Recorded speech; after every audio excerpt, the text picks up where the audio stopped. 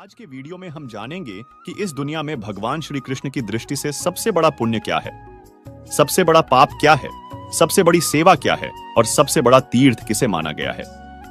तो दोस्तों, भगवान श्री कृष्ण की इस बात को जानने के लिए वीडियो को अंत तक पूरा देखें, तभी आप यह बात पूरी समझ पाएंगे।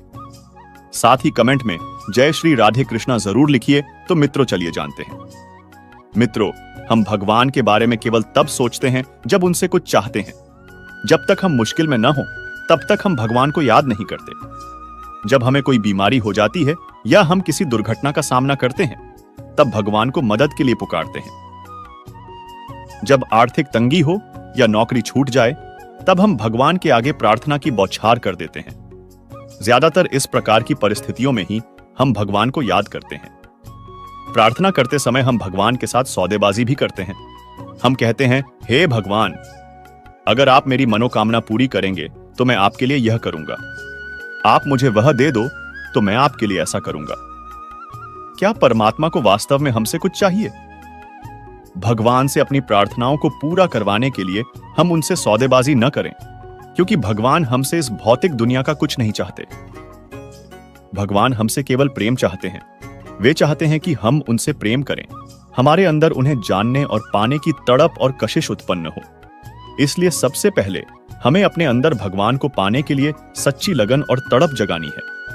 अगर हम इसे अपने जीवन में धारण कर लें तो हम भगवान की खुशी को ग्रहण कर पाएंगे।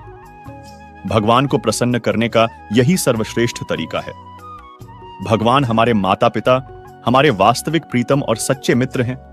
माता पिता, प्रीतम और मित्र के प्रति हमारे प्रेम का इजहार किसी भौतिक उपहार का मोहताज नहीं होता। वे केवल हमारा सच्चा प्रेम ही पाकर खुश होते हैं। प्रेम ही एकमात्र भाषा है जो हमारे दिल से दूसरे के दिलों तक बहुत जल्दी पहुंचती है।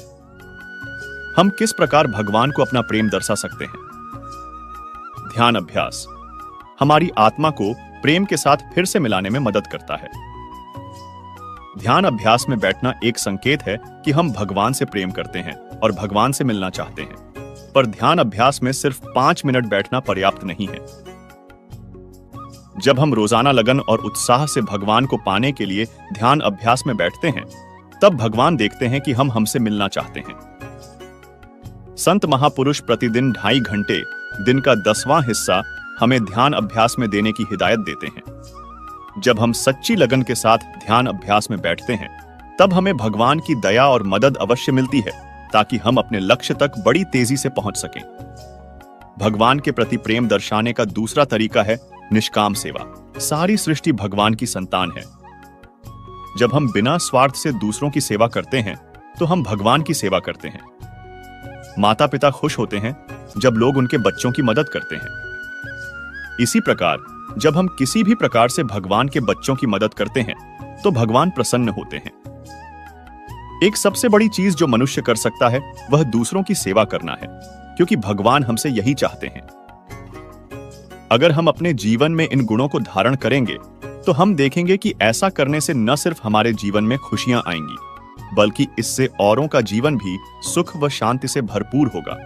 और सबसे ज्यादा खुशी हमें इस बात की होगी कि हम वह कर रहे हैं जो भगवान हमसे चाहते हैं। दोस्तों, अगर इस दुनिया में सबसे बड़े तीर्थ की बात करें, तो गौ माता के चरणों में और माँ बाप के चरणों में सारे तीर्थ है, और वही सबसे बड़े हैं।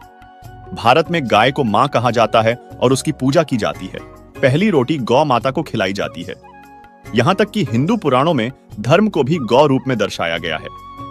भगवान श्री कृष्ण ने तो खुद गाय की सेवा की, और उनका निवास भी गोलोक में ही माना जाता है।